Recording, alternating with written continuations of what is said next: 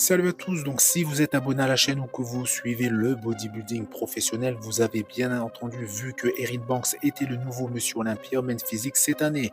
Eh bien, il y a un ancien champion justement Men Physique qui a fait son retour, Jeremy Bundia, qui a gagné justement cette catégorie, 4 fois justement, je ne sais plus les dates, mais il a gagné 4 fois cette compétition. Mais ce n'était pas du tout les mêmes physiques que actuellement. Je vous mets justement une photo de lui à son top en comparaison avec les nouveaux champions en termes de volume. Ce n'est pas du tout le même niveau à l'heure actuelle.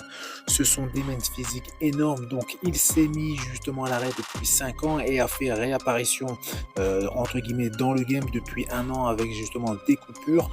Donc il a repris les chemins de la salle et il a repris énormément de volume. Et ce qu'il démarque justement des autres, c'était vraiment sa ligne, une taille très très fine, une largeur d'épaule vraiment impressionnante, mais même avec plus de volume musculaire qu'à l'époque, il ne sera jamais au niveau d'Erin, qui est beaucoup plus grand et impressionnant, avec une ligne magnifique, une taille très très fine, une largeur d'épaule incroyable et même des deltoïdes hallucinants. Je n'avais jamais vu justement des épaules pareilles et un dos qui est le meilleur de tous les temps dans cette catégorie main physique.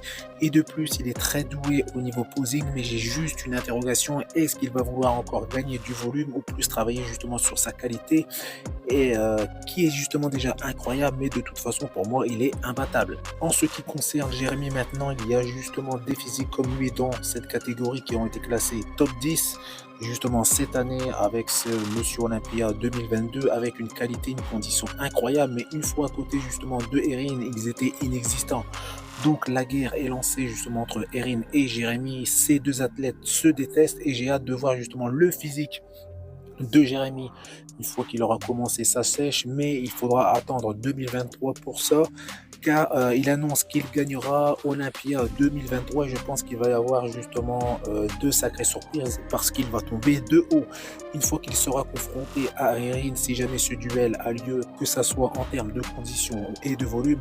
Et pour rappel, Erin mesure 1,80 m et Jérémy mesure 1,83 m.